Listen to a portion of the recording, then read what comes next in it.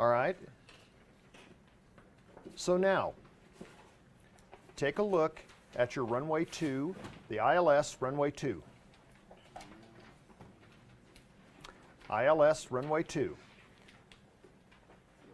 Look at your minimums. On one line, you see a minimum for the ILS. On another line, you see one that's for LOC. Tell me what the difference is. The ILS has a vertical component of height. Look at the decision height versus the MDA, minimum descent altitude. What's the difference?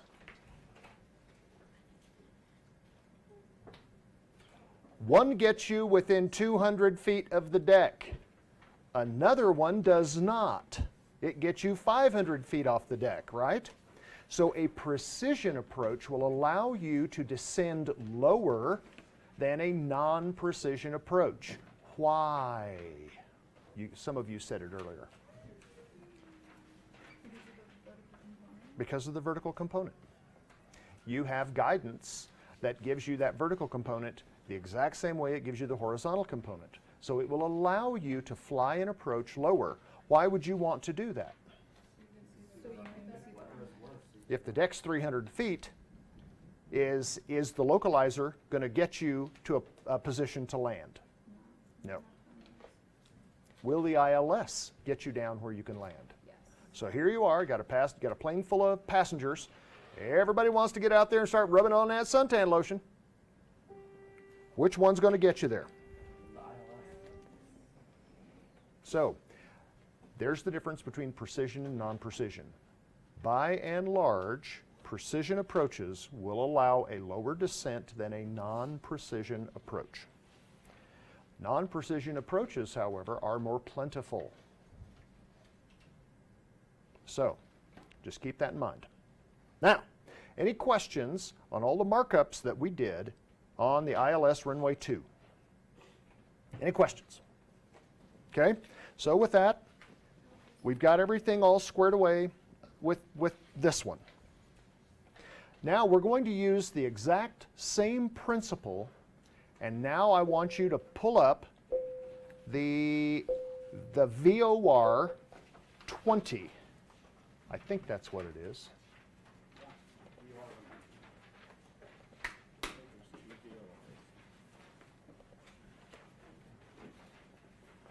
Hang on, we did that one.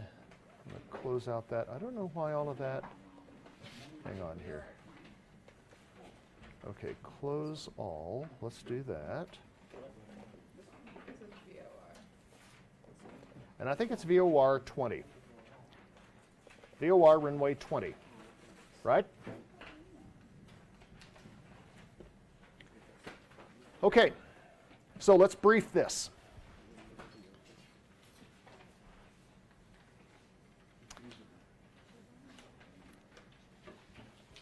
You guys got it? Pull it up. Good morning. Today I'm going to talk is a message for the 5th and 6th graders. And there will be a dance this Friday. And it will be a neon theme dance at 5:30 to 7 at the Black Box.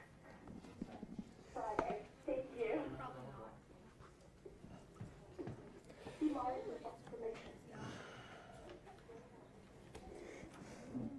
AMS Flight Fishing Club will finish on Saturday, April 28th near Cardinal.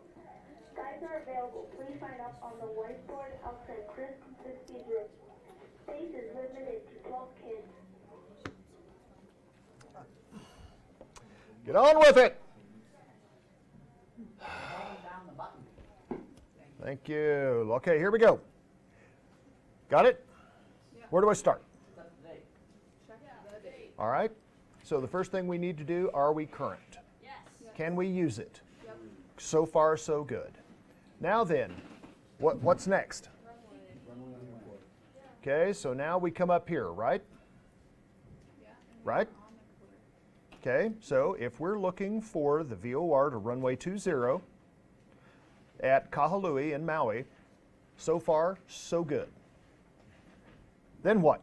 Check your comm. Then we come over here, number 3, is going to be this. What am I looking for here? Tell me what this stuff is. Approach course and forward path versus Start first. Start everything left to right. What do we got? Your vortex. Okay, so there's my vortex. What is it? What is it that I'm looking for there? 115.1. That is the frequency for the station, right? Yep. That's the frequency for the station, for the radio station itself. What's next? Okay, the channel. What channel on the station do we want? We're going to be using what? 9 or 8. No, no, no. That's different. That's military. This. Approach course, 194, right? That's the radial. Is that the radial we're going to be on? no. No. What radial will we be on our approach? The reciprocal of 194, right? Because we're going to approach, we're coming to this runway like this, and so we go to the back, right? Yep. 194 to the back. That's going to lead us there where we want to go. Okay? What radial are we actually on? What's the reciprocal of 194? 014. 014. Okay? Because take 180 away from 194. Okay? All right. So there's that. Next, what do we need to know? Runway landing. Okay, what do we got to work with here? How much, Six how long thousand, runway? 6, 9 or 5 feet. Almost 7,000 feet. Got almost 7,000 feet of runway I can work with here. Okay? So what is going to be my touchdown zone elevation? 25 feet. Okay? Airport elevation's 54 feet. Okay? That's going to be MSO. Yeah, Oh, well, it's not going to be aged. No, I'm here. well done. It's not going to be Okay. aged because it's on the ground. So here we go. Okay, we got that so far. Then what? Something elevation. Appointed. For this approach, Oh. do we have, It's takeoff alternate minima. okay? Any of those things apply? If we're going to look them up, where would we look them up? You're going to look them up in your approach plates, not the directory, but you're going to look them up in your approach plates, that thing. Have you not cracked the seal to that thing? No, because I don't have those rings. All right, get the little ring thingies. Get the little ring thingies, son. It's time to start using them. What's that? Or you can use rubber bands. Go to ACE. Go to the miners building. Go to Near the doctor's office, Sandy's. Sandy's office supply. Yeah. Carl's probably. They're Yeah. really cheap at Sandy's. Sandy's, yeah, that'd be a good spot. Okay, next. What's next? Okay, what do we memorize on this thing? Okay, you're memorizing the mist. You don't memorize the entire approach. That's why you have a plate. Yeah, So you need to memorize what it is that you have to do on the mist, because you do not want to start this thing and then all of a sudden realize, oh, wait a minute, I can't see the runway, now what? That's a bad time to ask yourself that question. Capiche? Okay, so what do we do here? What's the mist? What do I do? you climb to 6,000 feet. And Okay. OGG. All right, so let's look at this. So if I climb to 6,000 feet, I'm on a different radial, right? Yeah. Okay, so I'm going to have a frequency change, right? Ding, ding, ding, ding, ding, ding, ding, ding, ding. I better know that. And let's think about your navigation for just a second. Because if you remember, you have two different navigation receivers, correct? So you could have both of them set up on this VOR, one set up on the 194 radial with a 2 indication to get you to the runway, and then you have the other one set up for the 187 with a from indication on it, right? To start your mist, and then all you have to do is go bloop. And then you're not fumbling for trying to do the little twistoid thing, okay? So you do that to intercept what? The radial 090 From Lanai. So on your standbys, what are you going to have? Lanai. you're going to have lanai set up on your standbys. So then all you have to do is hit the flip-flop switch when it's time to intercept the lanai 09 or 0 to know when you're there. Okay?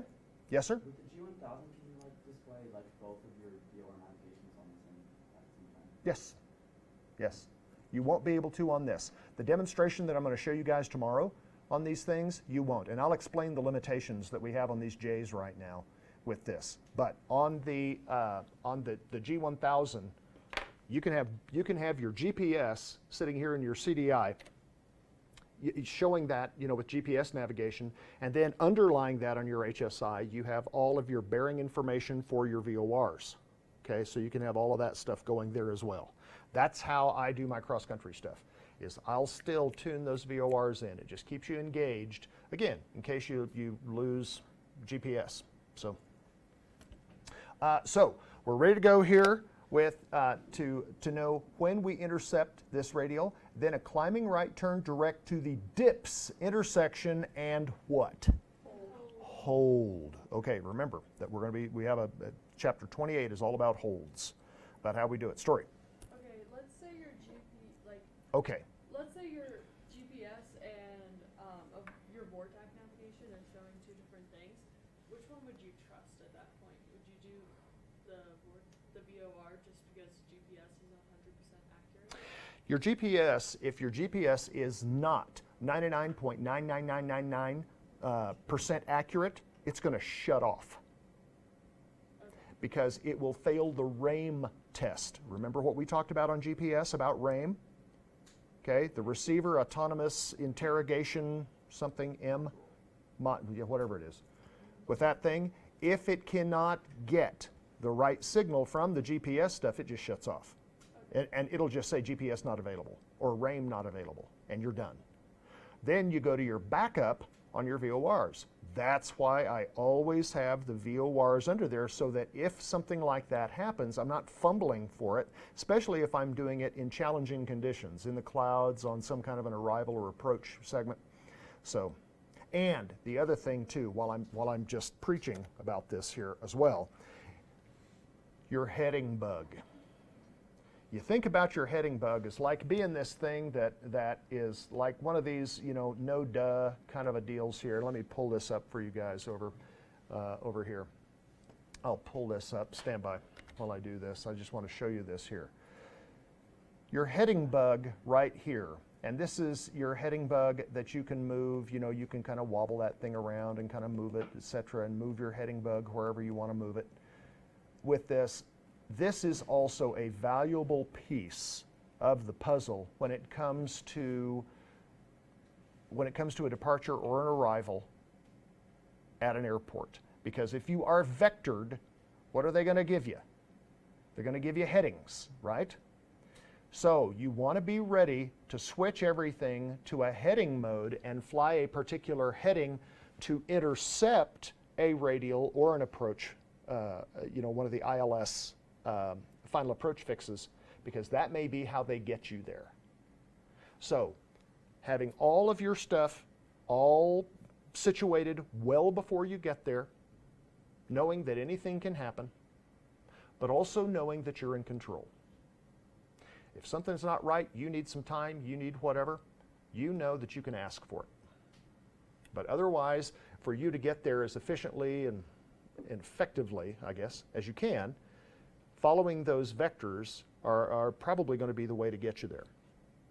Because in some cases they can offer you shortcuts that take off some of the either the arrival or the approach, or even in some cases the departure. So that heading bug is another big piece to that. Okay, there we go. All right. So what's next? Okay. What does ATIS stand for? Automated Terminal Information Service. Okay, what does it do for you? Gives you altimeter setting, and it gives you the weather conditions. Gives you weather and, say it, gives you weather, gives you all your weather. ASOS does that, right? So what is the difference between ASOS, and ATIS? You get weather and Airport condition. operational Condition. conditions at the airport. Okay, so that's the difference between ATIS. When is ATIS, when do they do ATIS? How often do they update it? Once an hour. Okay, usually about once an hour, unless, Unless there's an emergency. Unless there's a special weather broadcast, because, unless there's like a special broadcast, because the conditions have changed. unless conditions have changed a bunch with that, then they can do it anytime they want. But normally they do it once an hour. And normally they'll name it, right? So at the end of this, they will give you the weather information, the airport operational information, advise on initial contact, you have information, bravo. So when you do your call up to approach, you're going to let them know 141 Hotel Lima inbound landing with Bravo. So that they know that you know that you've got the goods. You cannot say anymore, I've got the numbers. That means nothing. It used to be that pilots used to say that and they didn't care. Well, they really didn't care after they were a smoking hole in the ground. So, you can't just say, got the numbers. You have to let them know that you have that exact broadcast, okay? So, you've got your weather now. How far out do you get that? How far away from the airport do you want to get that? It depends on the terrain around. How far do you want to get that? As far as you possibly can. So remember what we talked about? You can set your second comm on the receiver portion, and you can have it sitting there and just kind of listen as that crackle soon becomes a voice, and then you can start picking up that ATIS as far away as you possibly can. You want to get it early, because it'll tell you, expect the ILS-2 approach, perhaps. They will normally the ATIS, the air traffic control can give you a heads up on that as well, is that they're landing, because you can look at the weather and know which runway the winds favor. Yeah. Which runway the winds, no. What the winds are and what runway that favors. Goodness. Hang on here, I'm going to get that. You guys think about that for just a second. Okay. Winds are favorable. Thank you for that, Tyler. Appreciate you. Okay, there we go. Thank you. Thank you. Okay. So then, from the ATIS, who are we going to talk to after we talk to air traffic control? Okay, so center. So Honolulu Center, that's who you'd be talking to when you start your arrival. They're going to hand you off to approach. Okay, so I'm coming in from the mainland. Which one of these am I going to be dialing up? Honolulu Center. Which one of those am I going to be dialing up? Oh, 120.2. 20.2. That's probably who you're going to try. Do not be surprised if they say 141 Hotel Lima, contact approach on 119.5. Albuquerque has the same thing. They have a thing at Class Charlie Airspace where you have a north and a south, and it's kind of divided up with that. Bigger airports will have it in quadrants. So they'll have north, south, east, west. They'll have, approach controls. But if for whatever reason the other approach controller is swamped, they may hand you off to somebody else. They're standing right next to each other, both of them looking at their own screens, but they can see everything. So you're going to start first with 120.2, but don't be surprised if they say contact approach on 119.5. All right, next. Who are they going to hand you off to? Ultimately, they're going to give you the tower, okay? 118.7. Okay? Who's going to clear you to land?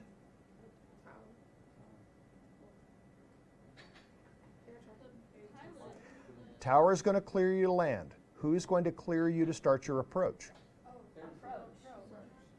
It's probably going to be approach. So it varies. Understand, approach is going to be the one that will normally clear you to begin your approach. Can you begin an approach without an approach clearance? No. Negative. You cannot.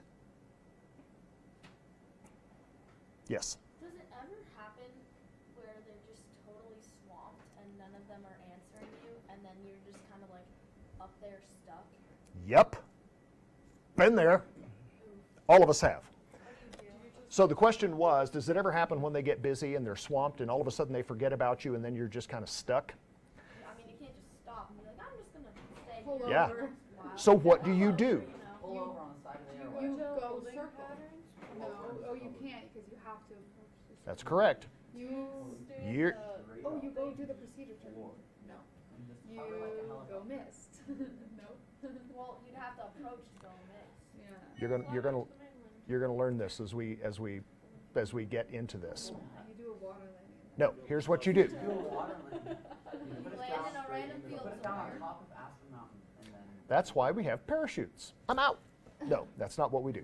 Jet. So let's say, for instance, that they have given you a vector that is going to give you the opportunity to begin the approach. And then they forget about you. And they have assigned you an altitude and a heading. What do? Fly the Fly altitude. that head. You fly the altitude and the heading, but you give them a gentle reminder. Albuquerque approach, Diamond Star 153, Delta Sierra, still with you, approaching the approach course. Diamond Star 153, Delta Sierra, apologies, blah, blah, blah, turn right, heading, blah, blah, blah, whatever that's going to be. But, no, well, so the question was, what if you have to fly it? You do not turn to intercept that approach unless you're cleared, even if that means you fly through that final approach fix to do it. So it's okay to hold your altitude. You hold that altitude and that heading because that's where they put you.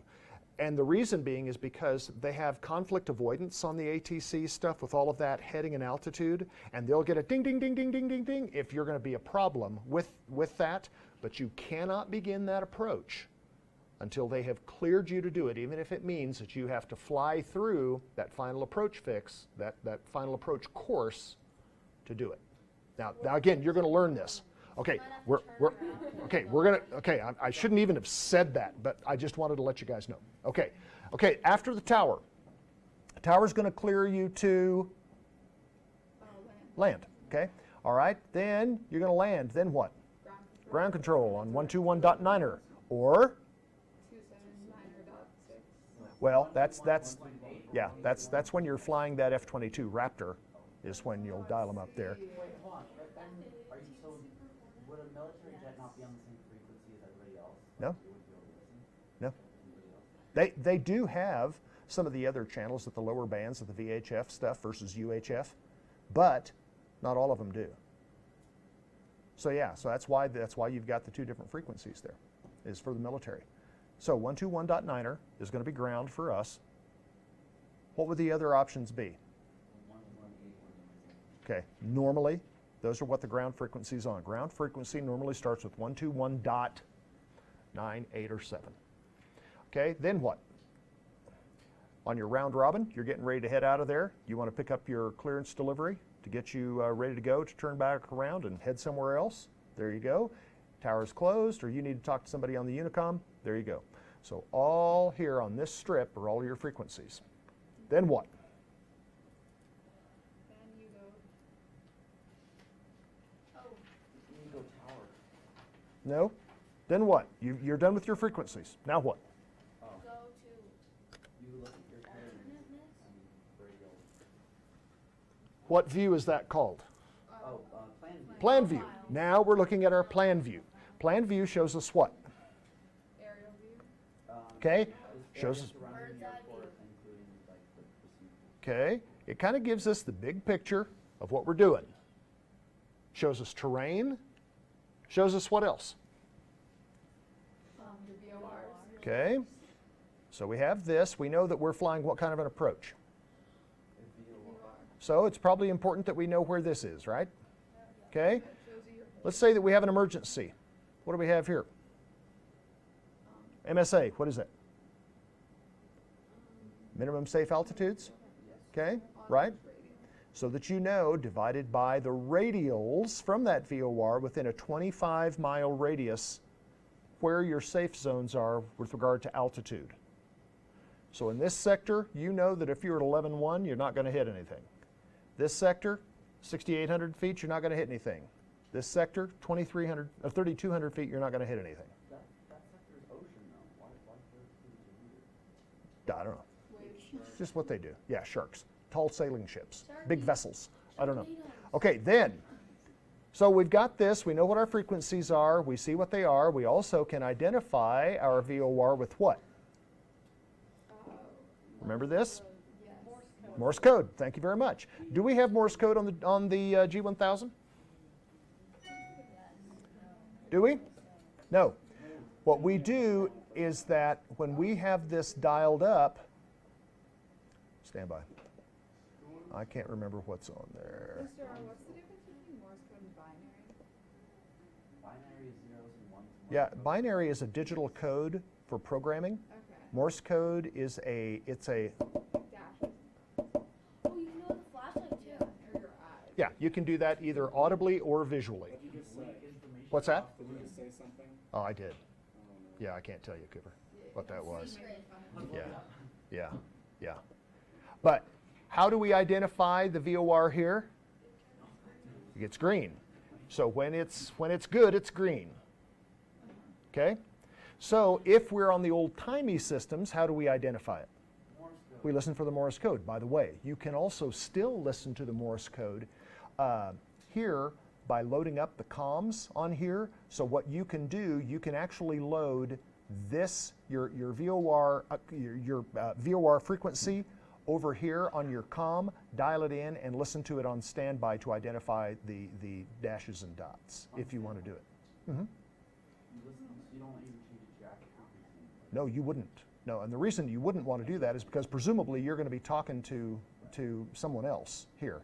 But you can identify it just the same way that you can listen to your ATIS on another comm over here while you're still listening to and communicating with someone else over here. So that's the advantage of having the two comm systems. Oh, you mean, I see. Two radios. You meant like, they were both in COM 1, but one day. Yeah. No. Okay, what else? Guys, we gotta go. What else? So now we see these, we see the dark, these thick dark lines. What are those thick dark lines? Your approach. In this case, it's going to be the approach. What else can it be on a precision approach? From your transition, it will also be the dark lines for your feeder routes, right? Okay, so in this case now, we can see what it's going to be is that we have to pass the VOR here. We have to fly outbound here. We do a procedure turn here and come back this way to begin the approach coming into the runway. That's how we do it. That's with a procedure turn. Okay? Now we're going to have some limitations that they're going to put on us. What is this? Missed. Thank you. That's the mist. How do I know when I get there? You can't see the runway you want 090 radio on. Because I'm flying outbound on the OGG on the 187 with a from indication, and then in my second VOR receiver, I am waiting until that line centers here on the Lanai 090. That's when I know that that's where I am. And then once I get there, I go here to the dips intersection and I hold. In this case, I'm going to do a teardrop and I'm going to hold just like this to this fix until they can allow me to come back in and try that again. Or I may choose a different approach that may actually get me down low enough to land if that was the problem, Diego. So, just tell me what you learned all about. Look at your table of contents. It'll tell you what's next. You know, you don't have to wait for me. Tell you, right? Okay? All right, so there's that. What's all this stuff? Topographical. It's topographical information. So that kind of tells us here topographically, geographically, what it is that we have out here. What's this? Obstacle. I have an obstacle. What is that 335 telling me? The height of the obstacle. Those are going to be MSL. Okay? Okay? In MSL. Mhm. Tree 5. Tree 5. Tree 5. 5. Well done. Okay? Now, down here, after the plan view, what do we look at? The profile. Profile view. Great. So the first thing we see right here is what? The mist, right? That's our mist. Remember I said don't let today be the first time you looked at these charts here with this stuff? I'm kind of thinking maybe it might have been. Okay, then we see the profile view here as we pass over the VOR, the VORTAC. We fly outbound, make our procedure turn to come back in here and to land. right? Okay. Now, what do we have over here? Ooh. Ah, what are they, Miss Tyler? You have to maintain 4,500 or above feet MSL or above 4,500 feet MSL. until established outbound for procedure turn. Correct. Your maximum procedure turn entry altitude is 6,500. So from here, 6,500, 4,500, and then you have to get down to 1,900, and this is at 1,900 where you go, right? That's where you start heading downhill. So you've got to be at least 4,500 feet as you cross. If you can, which would you rather have, 4,500 feet or 6,500 feet? 45. 4,500 feet. Why? Because then you're trying to approach, so. You have to remain within 10 nautical miles of that VOR. If you're at 6,500 feet, here's what you're doing to your passengers. You're kind of a lawn dart, okay? So if you're a little bit lower, if they will let you have 4,500 feet, you don't have to descend as far, because especially in a non-pressurized airplane, that descent is going to be much more comfortable for your passengers. Okay? So, now we know a little something here about this approach, right? So can you see why each segment of this plate is so incredibly important? Each one gives you information vital to this approach. Okay, after this, what do we go to? Categories. Okay, so now here, how far, what is going to be our MDA, our minimum descent altitude for this approach? What aircraft, what class is it? Does it matter? Does it? You'll be going at different speeds, Half a foot, but it's half a foot difference. To fly in using the localizer to come in to land on runway 20, what is our MDA, our minimum descent altitude? 420 feet MSL. That's as far as we can go. Right here, 420 MSL, right there. oh, okay. See that? Yeah. That's as low as you can go. 420 feet MSL. You cannot break that. You can't bust that altitude restriction. Kylie. What happens if you accidentally go below it, like you're a bad pilot and you're a student pilot like me, and I climb like 100 feet before you even realize you're descend 100 feet. What happens in that scenario? What do you think happens in that scenario? You get in You trouble. get in trouble. That's How what are we the do. altitude? You could. You could. And you practice this with your instructor, you practice this in the airplane, you practice this in the simulator all the time. And you know that number right there is a hard deck, 420.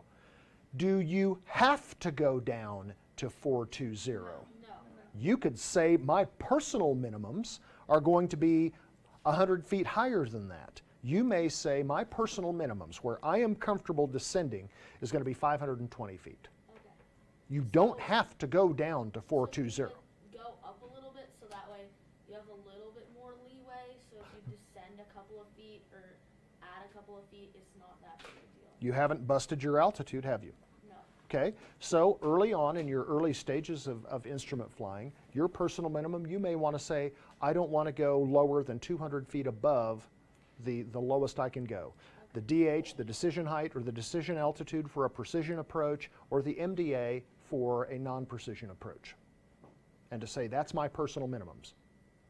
This is as low as you can go, 420, but it does not mean, my children, that you have to go down to 420. Okay. Going down to 420 may, in some cases, depending upon the weather, allow you to land. And you know that if your ceilings are kind of iffy along there, you may not get to land.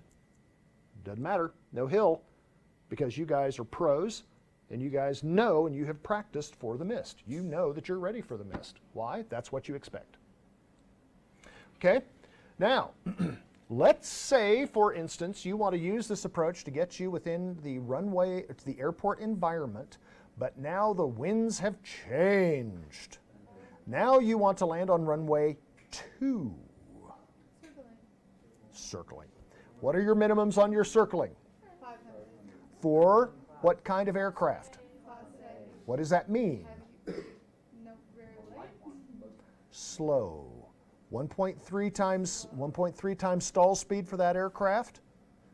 You're going to have to know what those categories mean, my children. Write that down. You got to know what those categories are because those are going to be test questions. So, for your slow goers, category A. A little faster, category B. Charlie, Delta, even faster. What are we? A. Okay. So, circling altitude there, 500 feet MSL. That means that you have to stay at 500 feet MSL, keep the airport in sight while you are maneuvering, stay within the distance limitations that we have, and again, remember this comes in the next chapter, the distance limitations that you have for that category, and not go back up into that cloud. If you do, you go missed. Okay? Last thing we're going to look at here is just a review of what? Your airport diagram. So you kind of look at that just so that you can kind of see, yep, this is where I'm going. Now, what do you notice here about this? Okay, the VOR is not perfectly lined up with that runway, is it? So let's say you break out of the clouds at 500 feet, and all of a sudden you notice, oh my gosh, I'm not quite lined up with the airport, with the runway. Ain't no thing. Ain't no thing. Because if you're doing it right, you won't be. But you have to know that when you come out of those clouds and you're playing peekaboo, is that you're not going to be lined up with that runway. But here's the thing. Look at this.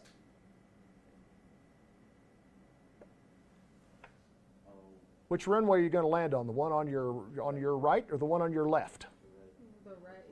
I mean, it says 20, so Well, yeah. then we are. So that's got to be the thing, is that you have to know in your mind what's this going to look like when I break out of the clouds here. Which one am I after? Because they're really kind of close together. Ooh, that's dangerous. And the other one is It's not dangerous. It's risky. It's not risky. It's interesting. It takes. Interesting. it Here you are. takes, I prefer to think of it as entertaining. I Well, like because they're so close, you could so easily hop onto runway 23, and then Just even if you were a overshoot bigger it. airplane, And that then would just you'd be, have such a smaller runway than runway 20. and that would be bad form. Yes. Yeah. Okay. And then you could land on someone else. Oh my gosh. Okay. So, kind of good so far? kind of good. Kind of? Sort of see what that's all about? Now, let's look at this. Let's say, for instance, that you're in an airplane right there. Walk me through what you're going to do. You're gonna contact. Let's assume that your communications that you're already talking to approach at this point. Okay. So then you're gonna get on. What altitude? Give me an altitude. What altitude do I want to be at right here? 4, 5, Probably greater than 6,800. 11, 111110.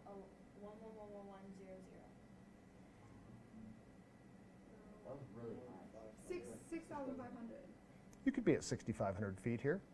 Probably not a real big reason to be that high. Not really. But you could be. You could be as high as 6,500 feet. But let's say you've got this distance from here to descend to 4,500 feet, right? Okay, so yeah, you can descend 2,000 feet in this distance, flying slow, relatively comfortably. So you could be that way. Okay? What are we dialing in here now? What am I getting set up? Tower. Or your VO. 194. 194. 115.1. Okay? What are the 6 things you must be familiar with when you're taking a cross-country flight? Do- Your alternate. hold on. Oh, you're missed. Just thinking in terms of this. What is it that a pilot must do in your pre-flight planning? This is VFR or IFR. There are 6 things. Do you remember what they are? Runway lengths. You have to know runway lengths, right? Okay? You have to know, are there any traffic delays? Things? There's 6 of them. Do you guys remember what they are? Well, that's part of your weather conditions. Okay. Refresh that. Look that up. Write that down. Airport elevation? Those are just the things. Look it up. We'll talk about it tomorrow. All right? So here you are, flying this direction. Now, what am I gonna tune here to get directly to that VOR if I'm not given a vector, a heading? 194. 115. It depends. Where exactly is this? So what I'm going to do is I'm going to tune my VOR right here so that this is lined up perfectly to that station. That's what I'm going to do. It depends. We don't know, because I don't know exactly where I am, and it doesn't matter. All you're going to do, you're going to rotate your OBS until you have a straight line, and that's what you're going to follow. So then once you're at the VOR, you're going to intercept 194. You're going to remember. You're going to, with your heading, you're going to start with a heading. It's going to be the reciprocal of 194, which is going to be 014. You're going to have a heading of 014. You fly that heading because remember, when you're within 2 nautical miles of that VOR, what's going to happen? It's gonna go wild. Things going to be wacky. Okay? So you fly that heading. That gives you time then to turn your course on your OBS for that radial for 194 with a 2 indication. Because now you've already got it set. Even though you're flying away from it, and it's a from indication with 014, which would still be right, but with the G1000, you know you're not going to get reverse sensing, so you don't necessarily have to. So I'd set it up with 194 with a 2 indication. You're flying the back course now on this, still with your CDI reading appropriately. So then you're going to go into the procedure turn. And then you get out there where you can, and you can begin your procedure turn with headings. And that's where that heading bug comes into play. And you're just doing the approach. And you do your procedure turn, 1 minute outbound, a 1 minute turn, every turn at standard rate, right? And then as you make that turn, you're going to intercept that CDI, and then when that localizer lines up, that's when you're going to line that thing up and shoot your approach right on down the pipe. 194 with the 2 indication. Okay? So, that's what you got. Visually, does this look a little simpler than an ILS? It looks so much easier. It is. It is. And it is easier. Does it get the job done in low visibility situation? No. It may not. That would get unsafe. Okay? So there's that. Oh my God. Just about done. Okay. Real quick. Tomorrow morning. Hang on. Nope, I don't. I want to leave this. Hang on. I want to show you something here real quick. I want you guys this evening. No, not that one. Dang it.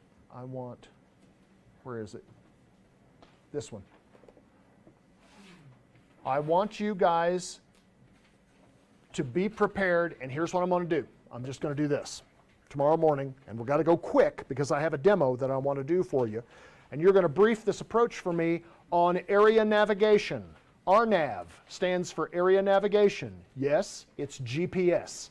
And I want you to tell me how to fly this approach based on everything that you have seen thus far.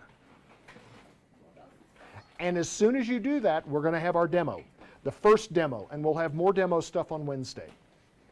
And then we'll have a test on Friday. Test on Friday at chapter 23. Is it going to keep up where? Yes. Okay? Cool bean. All right? And then it is pedal to the metal. Quite literally. There it is. So, since we can't take the test yet because we're only 14, what are we going to do? We'll talk about it. Yeah, we'll do that. We'll do our brush up classes right before you guys go. Okay. We'll figure that out. Okay? All right, good so far? Si bueno. All right, off you go. My pleasure. Thank you, Mr. My pleasure.